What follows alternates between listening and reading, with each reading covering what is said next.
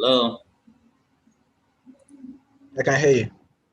Okay, you were saying that you got a new job today. Yeah. Senior product design role at a data company. That's fresh. Congratulations. Yeah, it looks like a lot of work ahead. Yeah, well, usually it is. It's work that I often like. It's work that I dread these days. Yeah, like okay. So here's the thing now. Yeah. Each time I think of what's it called? Each time I think of applying for a job, each time I think of applying for a job, and it's a product design job, I'm always like, am I going to continue to do this? More of the same. Like I'm tired. Yeah, I really am. I'm tiring if you think of it. So I want something new, but I'm not sure if I'm prepared for that something new. And clearly, I don't want to go into branding. I clearly don't want to go into agency work. You get? And right now, teaching is all I have right now, man. I've been resisting the urge to go into product, what's it called, product management, because it's beginning to look like the clearest logical step for me. I get.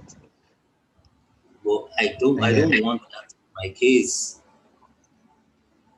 Although I do have a meeting with my boss on Monday. I have a meeting with my boss on Monday, and I'm probably going to raise this up. That man, is there a product management path for me in this company? The real question is, do I want to do product management? Do I want to start managing products? Do I want to stop pushing pixels and start opening Excel sheets and stuff like that? I mean, the pay is always good or better, but do I want to? So answer the question. Do you want to? No, I don't. That's so easy to answer. I most definitely don't. Look, I mean, I like to think of myself as a creator. I get. If I sit down behind, if I sit behind Excel sheets and client interactions and product specifications, and I can't shine there. I can't function there. Understand. Oh, it's crazy. All right, is it time? I've sent you the link here. Have you gotten it? Yeah. I already broadcasted it. You could broadcast from your own end. Okay, all right. So let And me then do my bits. we could um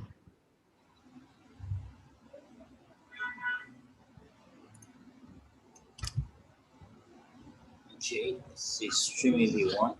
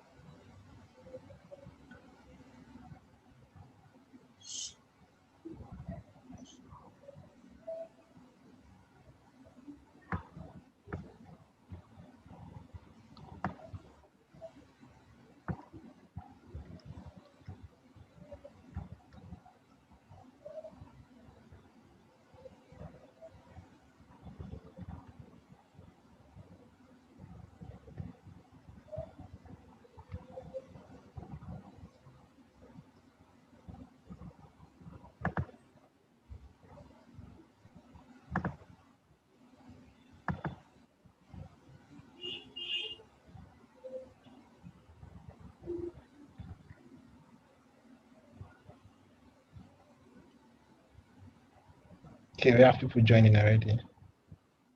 Okay. Hi guys. Just drop in your name and where you're joining from. Okay, the people are joining on the stream. Okay. Yes. Oh, that's excellent. That's awesome. All right. So I think I'll just mute. I'll just mute myself, and when you're ready, just take it up.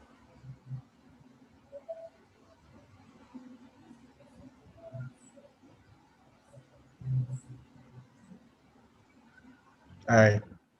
Are you sharing the Zoom link too? Oh yeah.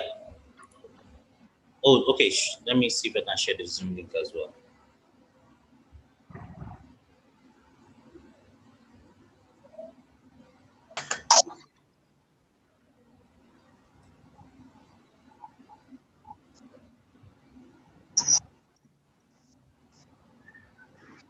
By the way, you guys can share on your profile or with your friends that we've begun.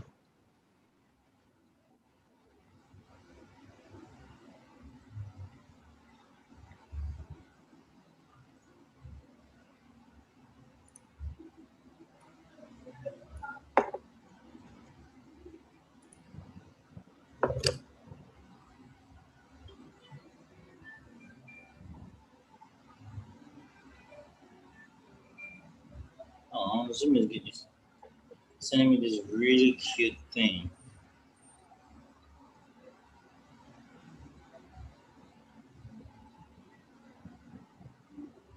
Really.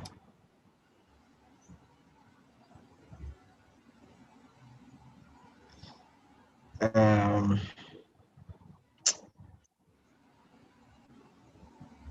we should have shared this link earlier.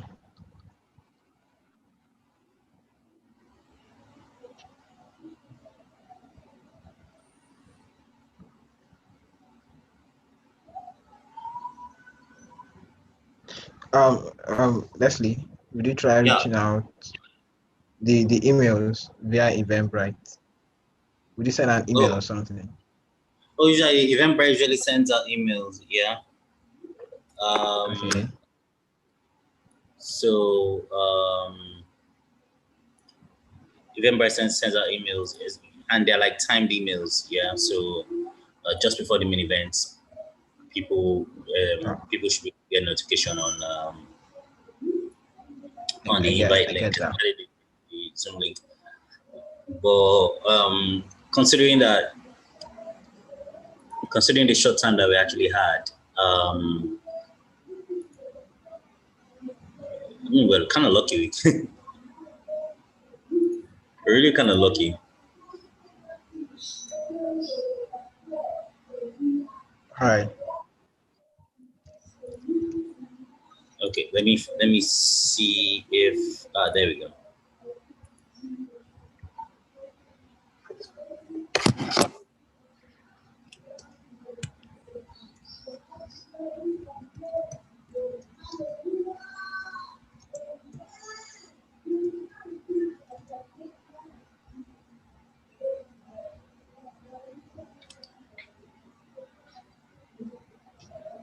All right, good. I'll spread it for us. I mean, some people should be able to get in on the action. So, people who are even online say, "What's up now? How is everyone?"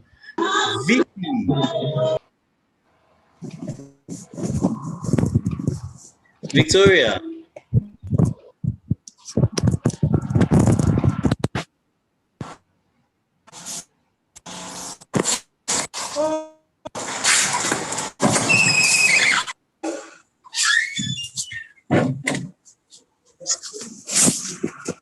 Okay.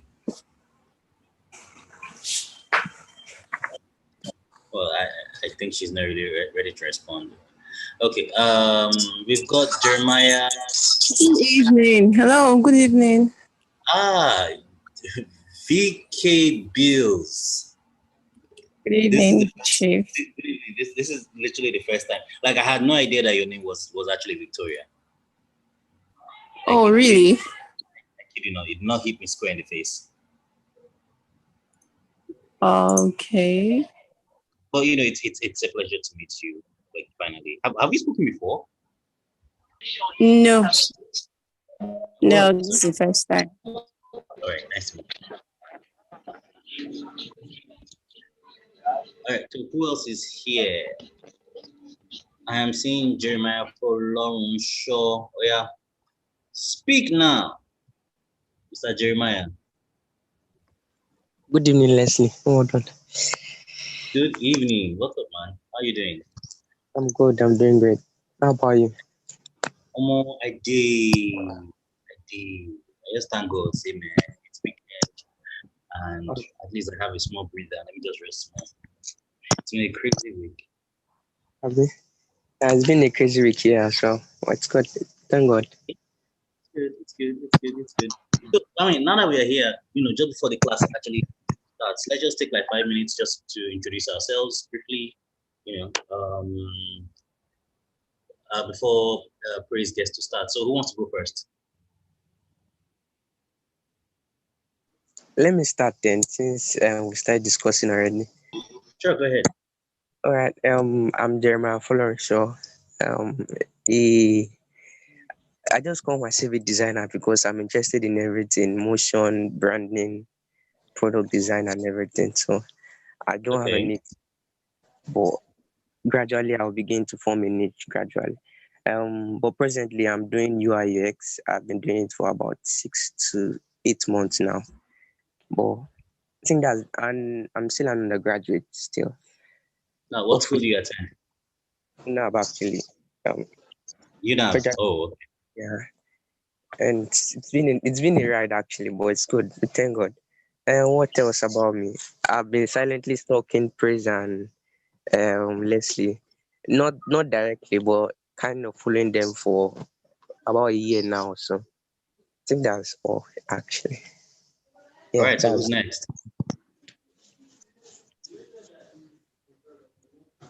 Hello, good evening, everyone. Good evening. I am Hajara by name, an aspiring UI UX designer. I want to focus Yeah. on branding, and I've been at it for about 8 months. Wow, that's I'm a cool. mother, a teacher, and a Canva enthusiast. You teach? Yes, I do. Yeah. Well, like what? Like, I mean, obviously teaching in school, but is it like primary school, secondary school? Secondary school. What course? And then I teach Canva design online. Okay, cool. That's about it. All right, nice to meet you, Haja. And I've been following you on YouTube. Your videos have been helping me a lot, but I'm yet to get where I want to be. But I know slowly but surely I'll get slowly there. but surely, man. Keep at it. Nice to meet you too. All right, so who's next? We don't really have much time. Let's just keep it under 3 minutes so that praise can start. I think that more people are joining in, so it's going to be like an endless loop of introduction. Yeah.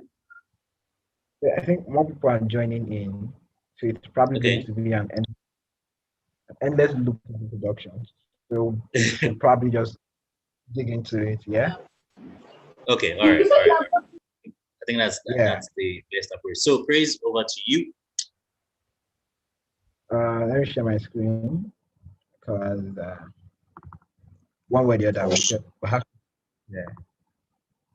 So apparently there are now new features on Zoom and Google Meet where you can break into rooms. You have this thing called breakout rooms or something. Please do tell me if you can see my screen. Yeah, we can see your screen. Go ahead.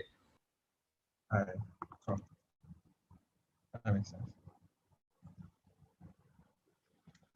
Yeah. So hello everyone. Welcome to my free webinar session where we'll be talking about how to master one of the age-long skills in design, and that's making the logo bigger. And the title of the entire webinar really is funky English for how to manage client reviews. I mean, making the logo bigger is one of the most, it's one of the most famous client reviews that we've had as designers, whether we are brand designers or we are product designers. There's always this dread. We always dread the fact that when we submit work, that client is going to tell us to make that logo. Like, even if nothing is wrong with the design, they know that by default the logo is small. And amongst a lot of other variants of design, what we're going to talk about today, what I'm going to share with you guys, and what I'm going to try to answer, questions I'm going to try to answer will be centered around how to manage that phase of your design process. I'm going to start with a story. So sometime last year, I had this client I was working with, and I could remember that we had shared. This was 2 years ago. Yeah, 2 years ago, 2019.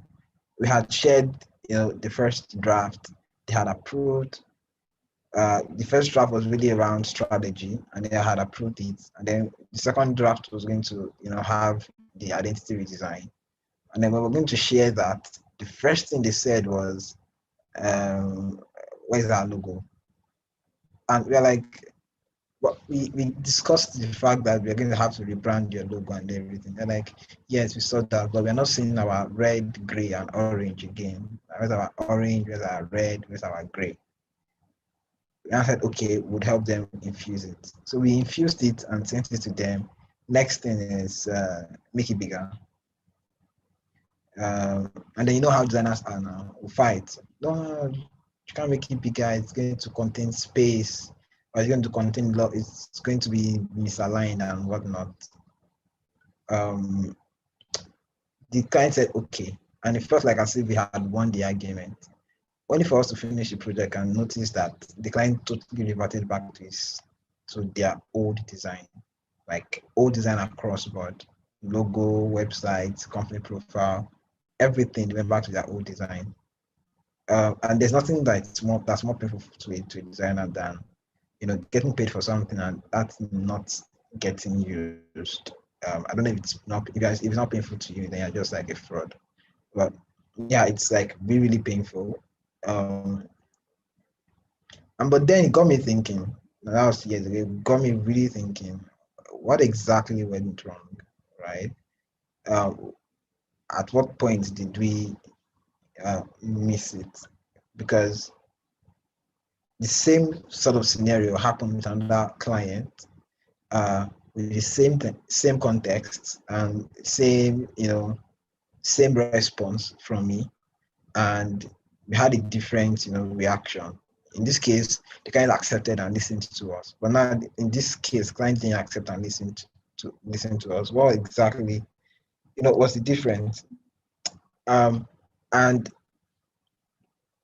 I think that what I would say is the driver for responses, reactions, and reviews really is experiences, right? I have found that the experience of your client is what determines what reviews, and how you navigate through that is you understanding or you acknowledging that they have experience, right?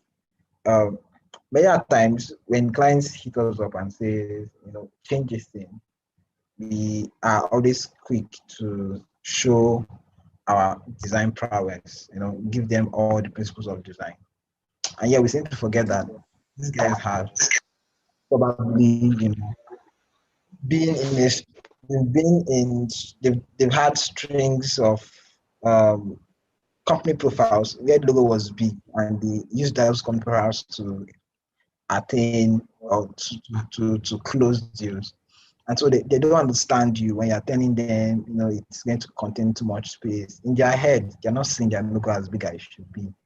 Uh, other worst cases where where they tell you to do big reviews and you can't do it is in an event. You want to make your event look like another pentagram poster, and you've planned out the header and the date at the time alone, and then you submit it to your client, and your client is telling you, I want a description of my event just underneath the title. I want this 50. I want 50 partners in my in my poster. I want my logo and this two other people's logo to be on top, and I want present to be there. And then you're like, present is not important. You're like, no, it has to be there. If it's not there, it's not complete. And you're always in that circle and everything. About this, what I think is the best way is understanding that it's their experiences, right? That determines how they make these reviews. Because if you do not understand that their experiences, you will not be able to reply to them in context. You will consistently argue with them from your own context. I found that the difference between my review sessions in 2020 and my review sessions in 2019 were the fact that I began to ask more contextual questions to my clients. So when my clients asking me something like, I don't like space. The question I'm asking is, why don't you like space exactly? Is it that whenever you see designs that have space, you don't find them appealing, or is it that you think that it's a waste of time, or is it that you think it doesn't fit your brand in total, or you are just a traditionalist and you think spaces shouldn't exist in a design? And then usually they end up with, I just don't like space. Right now, understand when you know that, okay, the reason why this woman is telling me the driver of of her decision is really around pure emotional sentiments. Yeah, you can now you can know whether you want to move forward with it. You can know how to move forward with it or not. The funny thing to it is that when we move forward with things like this, the ideal thing would be to play to those emotions, to play to those um emotions, or to play to those sentiments. What Victor once said one day is the client's work, right? It doesn't mean anything if the client cannot own their work. Your job is to ensure the client is able to own their work before, during, and after you engage with them. You won't be with the clients forever, right? So you want to ensure that the client loves using your work and can own it. And the way I used to say is, being an expert. The way I used to say it is, being an expert is being able to do good work regardless of whatever reviews they give you. Being able to do the least best possible work possible. So first way is try and understand their experiences in context. Try and figure out what exactly is driving that decision. So instead of um, clapping back as fast as possible, you're trying to really understand why exactly are you asking this question, right? So that last year in November, I had it written out where most of what I was doing was around content management and content strategy. And I could remember that one of the things all my deliverables was creating social media creatives. And at the beginning of the project, I would do a couple of social media creatives and deliver. And on everything, I would hear no, no, no, no, no, no, no. And I asked her, I said, okay, what brands do you like? She said she likes, she mentioned top brands, Fenty, Balmain, the top brands. And in my head, I'm like, okay, we're on track. And I'm like, if you like these brands, it means you like their designs. She said yes. And I was like, if you like their designs, why exactly don't you like your designs? And then she says something. She says, because they are big brands already, so they can get away with it. I was like, well, you can also. It's just a matter of time. And the reply she gave me is, I don't have time. I'm like, okay, so what catches your fancy? And then she says, pictures. I want pictures. I want pictures. I'm like, okay, no problem. Pictures it is, right? And it saved us, I mean, not like we didn't argue, but it saved us an unnecessary amount of stress. Rather than me, changing compositions unnecessarily over and over and over and over and over again. Why should you sing without me trying to understand, why she's refusing the design.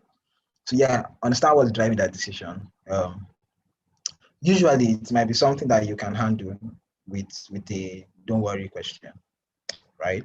I got one example. I worked on the logo last year, and while I was working on the logo, I had chosen a particular color palette. But then while I was working on the brand guidelines, I noticed that the color palette would be immensely misrepresented in print if left to Nigerian printers. And so I updated the color palette to a much more vibrant color. And then I shared with him an update. And he replied and told me, I already like the previous color. Why did you change it? I asked him a simple question. Why did you like the previous color? He said, well, it feels, it connects with him great. I said, okay. And what about the new color objectively? He says, the new color is fine, but he prefers the old color more. And I said, if the new color would come out well on print than the old color, which one would you prefer? And he said the new color. I said, I think that's why I picked the new color. And he says, okay, right? So sometimes you can swerve them in terms of their interests and preferences, understanding what's more important to them and playing to that importance. Or you can, figure out exactly what is that pillar of preference in their head that is unshakable, and you yourself compromising to that. It's like a boyfriend-girlfriend relationship. Sometimes you compromise, sometimes they compromise, right? But I think the gold in review sessions is compromise, right? Someone has to compromise at the end of the day. Someone has to compromise. If no one compromises, then you're not going to move forward. If you don't move forward, they will pay your final balance. So that's like the first thing. The second thing when it comes to making logos bigger or handling how to make logos bigger is calming down. I found that web designers are usually in their element, right? But they feel like they are constantly in a zen mood. Nobody can touch them. Nobody can tell them what to do, how to do what to do. And it's usually really worse, especially when the person who is telling them to do something is also another designer like them. And if you'd ask me, I would say if you calm down, right? Calming down doesn't just save you from saying the wrong things or saying balderdash when you're talking to when you're talking in a review session. Calming down allows you to be able to see all the possible variables. The first thing is you can be wrong, right? In fact, making the logo bigger can be the right choice. But if you're not calmed down to measure these variables, you will not notice, right? So you need to calm down. You need to take a step back and look at the top. How do I describe it? Give a third look at your work. Give a third look at what your client is saying, and just listen to it. Even if you're angry at them, listen to it. I try not to reply reviews when I'm angry or frustrated. Although I tell people that my worry is in my head. I can do worry in my head and say, no, I'm not talking to this client again and everything. But the moment I'm in the call or on a call with the client, the main goal is to de-escalate the issue. The main goal is to speak with the client and find every way possible to tone down tone down the matter and move forward, because uh, conflict helps no one, to be honest. So yeah, the next one, the third one, what I would say is document everything. And this is the part where everyone is always in trouble. Document everything. Um, if you're a UX designer, one of the biggest thing you come across is scope creep, right? It means that you have agreed on a certain list of features, and then 4 weeks into the entire project, they're giving you like 7 more features to add. And you don't even know where to stop, because the way they do those features, it looks small. You're okay, add this small thing, add this small thing, and then 4 weeks into it, you're like adding 7 to 8 more features. How do you deal with scope creep? The way you deal with scope creep is documenting everything. I've already said that it is very easy. It is very easy to be a better designer. Just do things other designers don't do, right? Designer market is so saturated when it comes to service offerings, and when it comes to how people offer their services as designers, and when it comes to how they engage with customers or clients, it is very, very, very saturated. It means that so many people do things the same way, and you just have to tweak your own a little bit to stand out. I've never seen. I'm not sure I know any market currently that's as easy to differentiate like the Nigerian design market. Um, one of the ways you can do that is by documenting. How you document matters, right? Currently, I use Notion. I use Notion for most of my documentation, whether it is brand or product. The last project I did was for 2 months, and what I did was, whenever I had a call with a client, there was always, my Notion document is a multi-page document, so pages are links to pages. I think I might probably show you a glimpse of it after this, so you guys have an idea of how it looks like. So um, pages are linked to pages. I have meeting notes, I have projects, and I have project tasks. So whenever I meet with a client and then we have a meeting, it means a meeting notes will be created. The meeting notes will be linked to a project and a client. And then the client has access to the project page.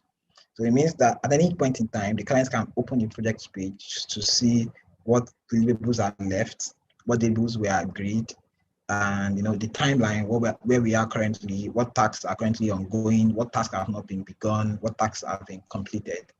And you can comment on the page and we can discuss just on the page, right? Also, whenever we have meeting notes, he can review what we talked about in the meeting notes and add his comments, remove his comments where necessary, without even having to create an email thread or whatever.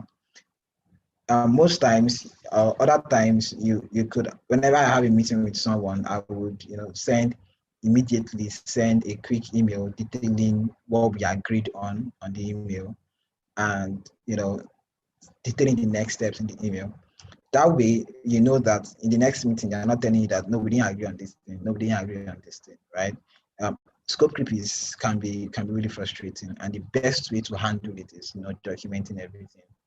Documenting everything possible. Let me show you. Let me show you my Notion page right now. So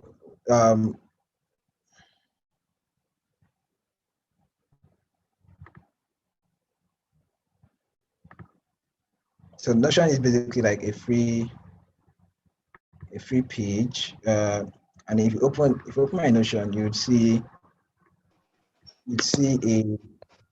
a client overview, right? You can see almost this client. This is like my list of clients from 2020. Then you see every client that I've worked with or who has approached me. You tend to see the service offerings I offered them, people I partnered with, my team, people I worked with on the project, what kind of project it was, the client ratings. This is just my badge and inshallah, who referred me. That way, you can look at who you want to reward, who you don't want to reward. You can see how they met you to like, you know, a mini, what would I describe it as? Like a mini insight database to know. I use this to actually gauge my brand. So that last year I said something around my brand's strength is going down a lot, and that was really around the fact that I had less people via friends or word of mouth, and I had more from social media and projects really. And I felt like, you know, we could probably improve this the way we could. And then under each client, you would see the amount of projects we've worked on overall. So if I had a meeting, right, I would, you know, create a meeting note mostly. And then whenever I created a meeting note, it would immediately link to a project name. In this case, we have this is our project name, the name of the project, and you have, you know, information about the project, resources on the project, schedules, drafts, deliverables, timeline. And I think under the timeline, you could see that currently it means that there are no pending tasks according to the filter here. That means there are no pending tasks. Well, mostly, right, you have, you know, tasks that have not been done yet, tasks that are currently up next, tasks that are in progress, complete another review. And you could see like my chat with the client here saying, you know, the other priority goes from 1 to 5, and so on and so forth. So if you're wondering how the tasks would look like, they're like this. Yep, they're like this. So here you would see not started, up next, in progress, completed, under review, approved, delivered. And it's easy that way to be able to, you know, track your tasks and track reviews with or without your clients really. Like everything is getting documented. No, you're not creating anything from anywhere. Your client is seeing it. That transparency is basically there. And you know, a lot of times people talk about how do you take your clients through your design process. This is one way anyways. We'll be talking about the in-depth in one of the modules of the overlay class that talks about time management, project management, timelines, and I can't remember what name I gave. I remember what name I gave the module. But yeah, we'll be talking about, you know, how to carry your clients along your design process, how to create your own Notion, how to create your own Notion page. Project management, handling timeline tasks and milestones. How to create your own Notion page, how to, you know, customize it to your liking, and then there'll be templates to share with the classmates. Does that make sense? Classmates. Yeah, classmates. So yeah, back to where we were, documenting. So the first thing is, you know, understand their experience, understand where they are coming from, understand their context. Number 2 is calm down. I'm resisting the urge to say calm the fuck down, but calm down. And then lastly is third one, documenting, right? Documenting. And then the fourth one will be explore. Like, allow yourself to explore. This fourth one is a bit tricky. Now there's this pride in us as designers. We believe that there's nothing our clients can tell us or we can learn from, right?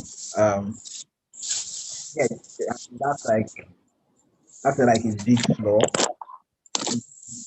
because everybody has a tendency to be creative, right? A good designer doesn't just create stuff. A good designer recognizes good stuff. So one of our jobs as designers is, you know, to be able to recognize ideas and build on them. And so in review sessions, try to be able to recognize the ideas, right? Try to, you know, pick up the ideas and explore with it. They say we want white and red. Don't totally cruise over at it. You know, try it out first and see what can you do with it. What can you build with it? a lot of times we would refer, or I would refer to Saji Habib and his story with Chase Bank, where he was telling them, no, we can't change this. No, we are not going to change this. And then, you can say, Saji Habib did this, so I can do this. But I would also remember that Michael Beirut had, when he was designing MAD, the museum's logo, they rejected his logo options twice. Even though he was like very, very sure that the logo was the right option, they rejected it twice until he had to calm down and look at what exactly are these guys looking for, right? What exactly are these guys what exactly would appeal to their senses? And the final logo he was going to actually create was like staring at him right in the face all along. And then that's when he actually went on to create a Bauhaus style logo.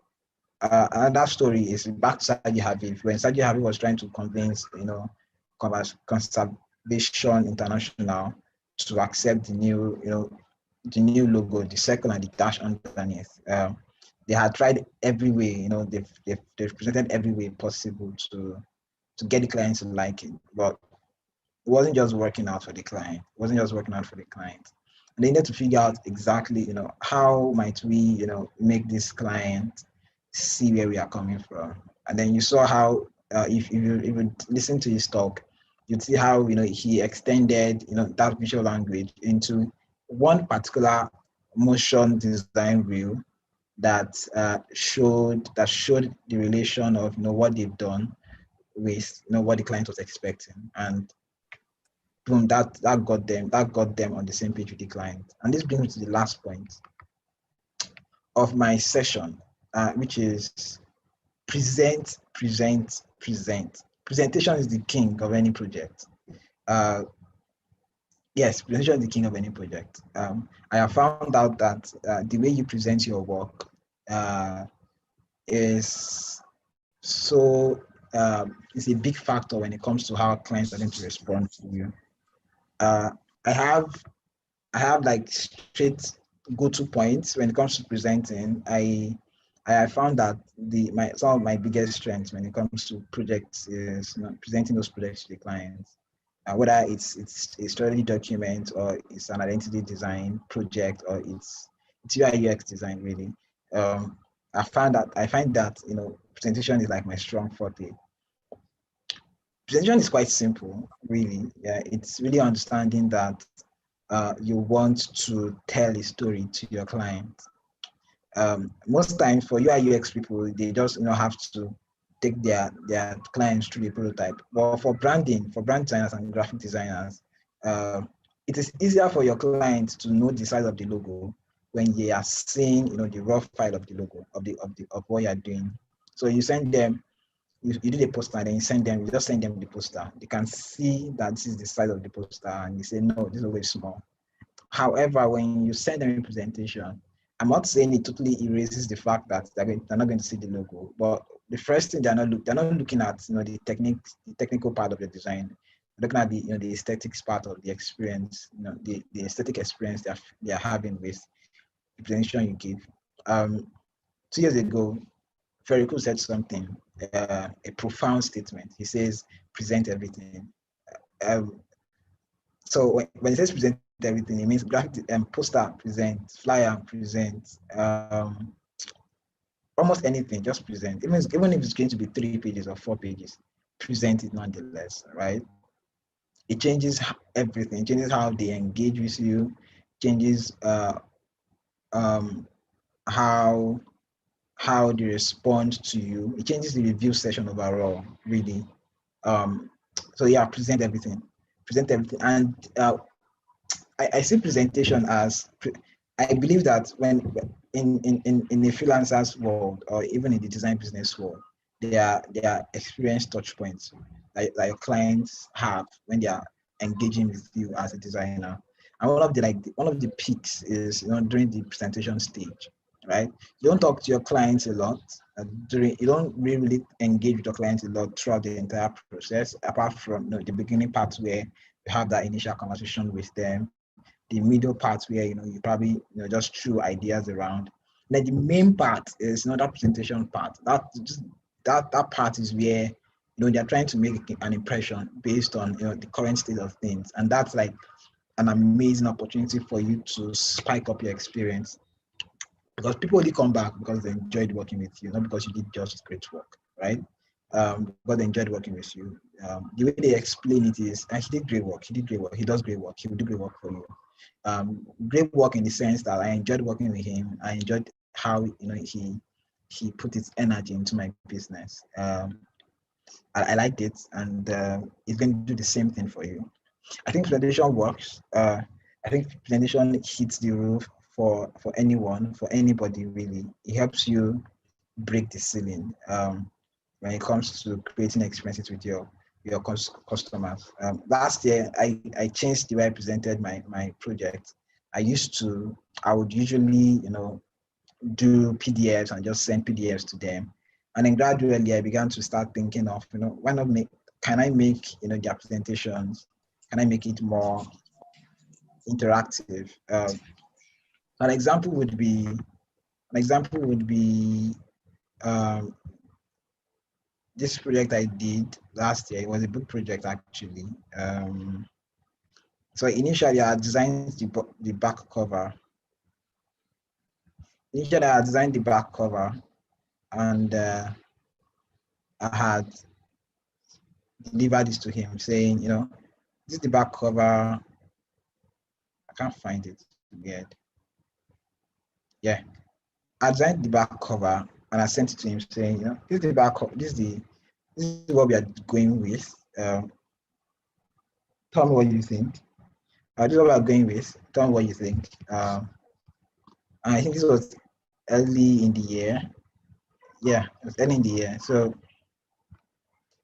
what I sent to him, right? It was a pretty straightforward design, really. A pretty straightforward design. Sent this to him and he loved it, right? He loved it. He was like, this is amazing. Thank you very much. But then 3 months down the line, I was going to eventually, work on the book itself, right? And while I was working on the book, I got to read the book, and then I told him that, sorry, but we're going to have to update the back cover. It doesn't represent you as much as I want it to. And he was like, he already loves the back cover. How can I convince him to change it? How can I convince him to do something better? And so one of the things I would go ahead to work on would be a new presentation, and then I designed it on Figma, where he could click around. That was the idea. He could click around and feel like he feels like he's the one presenting to himself. He's controlling the presentation. That was the main idea, and that I feel like that idea alone has like increased. I've always had 100% presentation rate. It means that when I present once, it goes straight to production. I barely have reviews. That's because I think I do presentations great, but it increased, the experience levels of my clients. So if my client had a 4/5 experience level, now they were having a 5/5, right? So yeah. So we had this, and yeah, I had the arrows telling him, okay, you can click on the arrows to move next. So he would move on next, and you would see this info part where it talks about what that particular page was all about, aside the explanation on the right. And then he will read what is on the right and then move on next. And then I told him, write that attempt to change your cover, give another example so he could see exactly what was going on. He could feel like it was in a space, something that he was controlling. And then we continue, moving forward gradually, and then presented the new redesign.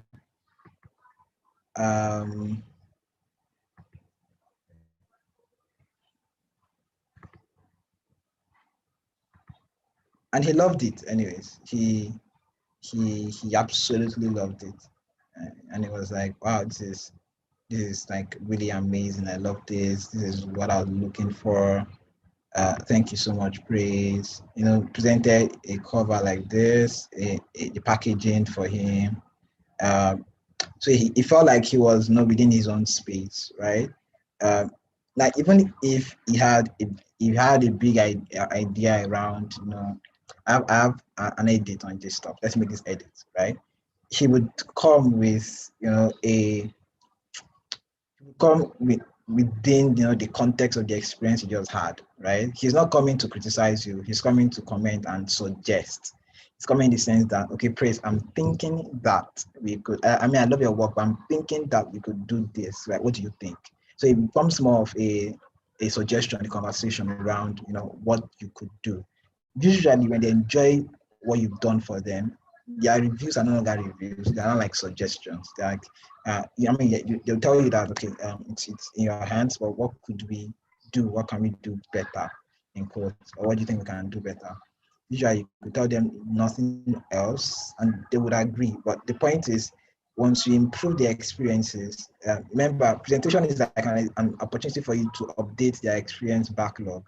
So they've had bad experiences in the past, right? They've had bad experiences. They've had certain experiences, with designers, and they felt like this is what has consistently worked, right? Your presentation is an opportunity to improve or update that experience backlog, to say that I understand that you've seen bad stuff, and this is an opportunity for you to see what good stuff can do, right? And if you miss it right there, then they're coming at you with like big force saying, I don't like this, make the logo bigger, or do this, or do that, or change this, or make this color this way, and stuff like that. And ask what you think, blah, blah, blah. And then, that's all. That's where we ended. At the end of the day, we went on with that, with the new design anyways. So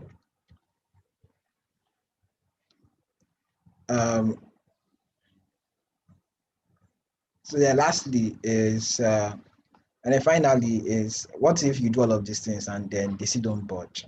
Your clients that are like that bad, like they will never budge no matter what. Like you've done all of these things and they are still crackheads. What do you do?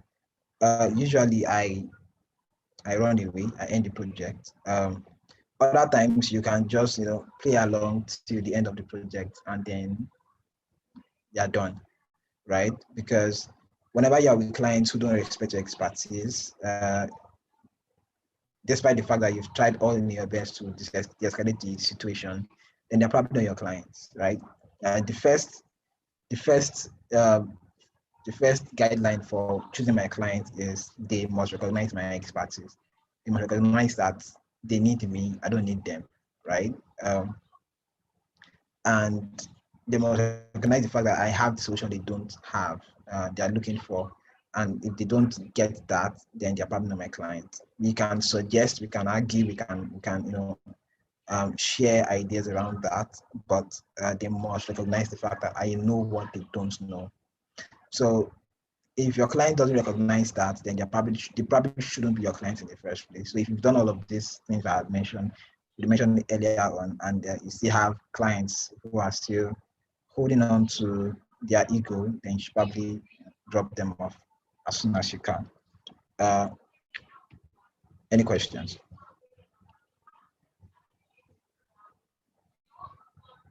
Any questions? Good evening, sir. Hi, okay. Hi.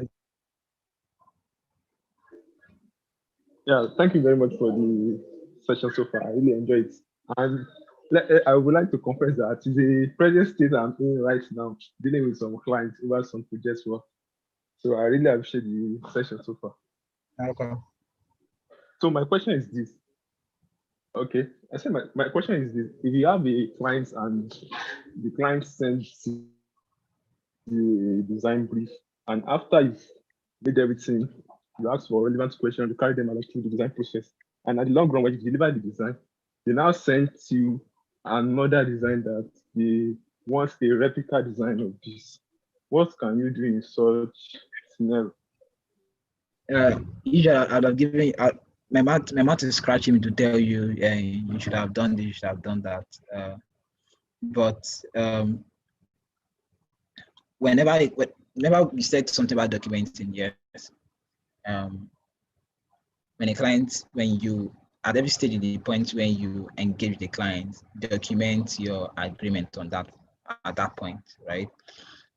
Usually I do it to my clients and say, are you sure this is what you want? And they say, yes, this is what we want. And then you move on with that. It becomes the judge of whatever work you're doing. Now, if the client comes at the end of the day with a new design to say, this is what I now want, that means you're probably changing what you have done before. That's scope creep. How do you fix it?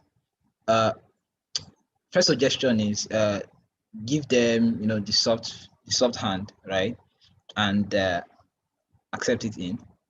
It's what I would do in your own case, anyways. I'll remind the client that we had initially agreed on a direction, and I'll try to understand exactly why he thinks this is better. And then usually when you ask those questions, you might figure out that you probably liked the color change, or you liked the fact that one thing was bigger. And then you can take that component and infuse it into the design you currently do, right? But you already have. But if it's something like really that would need an overhaul, then yes, maybe you can go for it, right? That's if it's a flyer or a poster. If it's a bigger project, then you can go ahead to discuss with the client, saying we've gone this far, we can't start all over again unless you are willing to pay more money. Usually they're not willing to pay more money anyways. But I think it comes back to documentation, like really telling your client that when we move past this, right, we are not coming back here again. I think I had this client last year. The list of labels were a lot because I was in strategy, identity design, packaging, activation, and campaign strategy. Yeah, it was like kind of like a lot. And so I think after strategy, after identity design, right? When I sent it to him, I sent him a message saying, "Are we good to go?" And he said yes. I said, "Are you sure? Because once we pass this stage, we're not going back." And he said, "Give me a second." And then it took a day before coming back to say, yeah, I think we are good to go. Right? So you might probably need to reiterate to the client that, "Are you sure we are good to go?" And it could be via call, it could be via email. Then you save the email, and then whenever the client comes back up with, "I like this design again, let's start over again." It's usually intriguing to send that email where they said they are good to go back to them, and they remind them that you have no obligation to listen to them. And then you can now use that to your own. Now it means you're having the upper hand. You can use that to your own advantage. You can decide to do it for them and make them feel like they owe you for listening to them, or you can decide to have coconut head and not listen to them at all. Both ways you are right. But the main idea, remember, is to give the clients the best experience possible.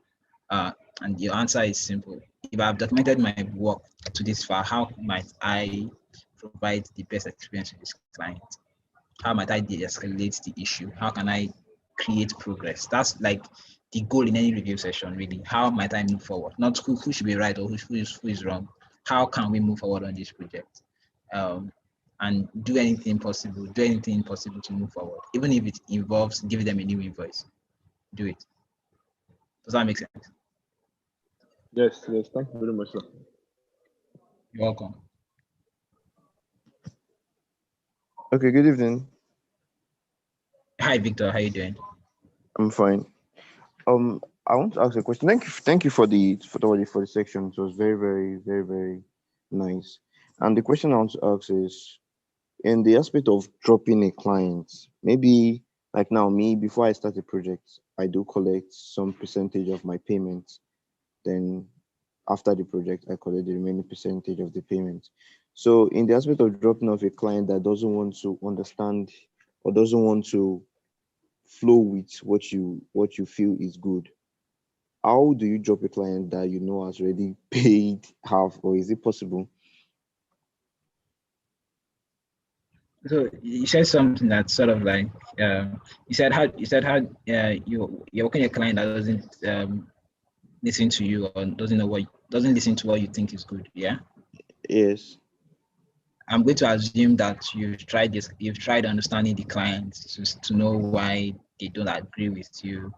You tried understanding, you tried calming down, you tried documenting processes, going back to the brief, reevaluating the project with the client again. You've tried all of those things just to understand the client. Or Exactly. you just trying to prove your ego to the client, which of the two? I feel I was trying to prove my own on my own side, trying to prove my own. All you've done is try to prove your own ego, then Yes, you yes. can't end the project yet. I think Okay. you need to figure out the client first, like understand why they're making those decisions. So usually don't ask them why questions. Why questions are like accusatory. So when you say, why don't you like this thing? You're accusing them. Like why should they not like it, right? Okay. So ask what questions. How questions, on the other hand, yeah, when you ask why questions, you're accusing them. Why don't you like this? Why should we change this? Yeah, you are making it seem accusatory. But when you ask how questions are, you're putting the solutions in their hand and then taking the expertise away from yourself. So they say that, okay, I like this color, and I say, okay, how should we do it? I'm like, I don't know. That's the reason why I hired you. I just don't like it. So the proper questions to ask would be, what questions, and what questions would be, what don't you like about it? How does it make you feel? Yeah, that question. Um, what does it remind you of? What were you looking to expect? What does good design look like to you?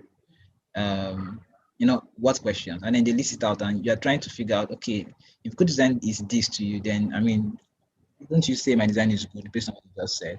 And they will rethink it again and they're like, because sometimes clients make decisions on, on based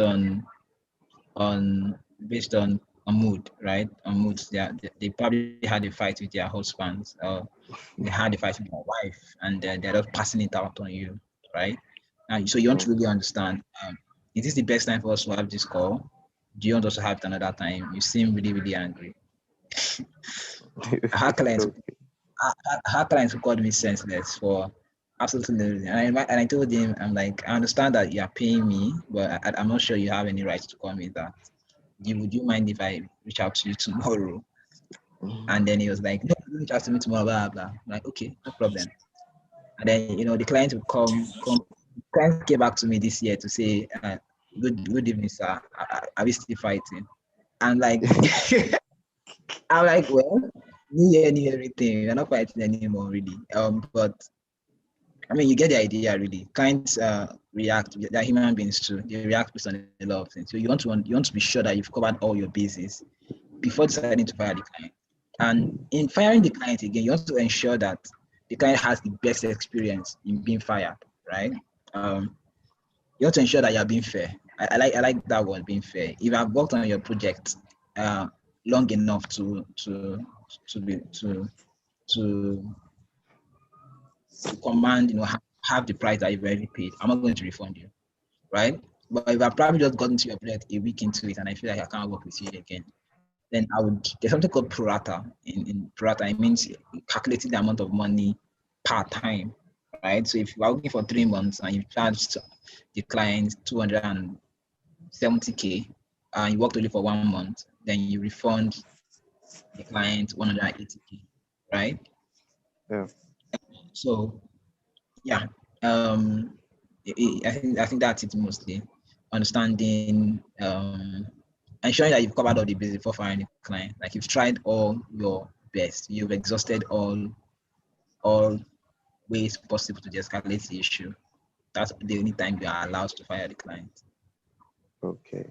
Thank you very much. You're welcome. Any other questions? YouTube stream. Yeah, does anyone have questions on YouTube? I'm not sure. I'm not seeing any questions on YouTube.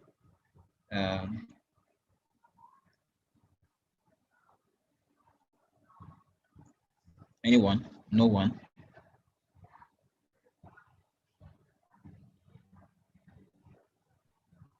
Great.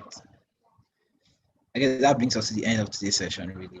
Um, it's nice having you guys on here. Again, before let's sleep bites me. If you're interested in over there has 2 courses starting next month. The first course is a UI UX course, and the second one is a brand design course. Both are incredibly cheap for the amount of value you're going to get from them. They are 2 days a week. Yeah, 2 days a week for 8 weeks. For the brand design course, which I'm sure of, is the fact that the first 4 to 5 weeks are theoretical, where you learn the nitty-gritties of brand design, and then the last 4 weeks are completely practical, where you're building, probably working on a live project or a pseudo project. You're building a project from start to finish with one-on-one coaching through the logo building process. I think it costs 35,000 for 8 weeks. If you're paying once, if you're paying twice, it costs 40K, 20K each for each payment. Registration ends in 1 week. So if you're interested in being a better brand designer, you should definitely enroll. Because one of the things I know you definitely get is that Notion stuff I shared. You definitely get the template. I'm currently working on a template around that. You get the template for the Notion document. You get not thousands. Sorry, you get dozens of my easy to go templates around pitch decks, proposals, portfolios, presentation styles and skills, how I create my presentation, what time are the classes for brand identity module. So the classes are on Saturday and Sunday. The time would be in the afternoon, mostly between 12 and 2. So yeah, you get access to how not formula per se, but how I design presentation, I design how to create logos, define a brief, how to build an experience journey for your client as a designer, how to make a client enjoy working with you, amongst many others. That I think you learn on the brand design class. I can't wait to host you guys on it. And then Leslie is going to, as usual, this is the second cohort he's holding. He was going to handle the UI UX aspect of it, where he teaches in detail how to introduction to UI UX or product design, how to to build your design interfaces. So yeah, I'll be looking forward to you guys joining us in our second cohort. Thank you very much for joining this class. See you when I see you. Take care, guys. And anyone has questions can just ask it on Twitter, please. Take care, guys. Have a nice day. Bye-bye.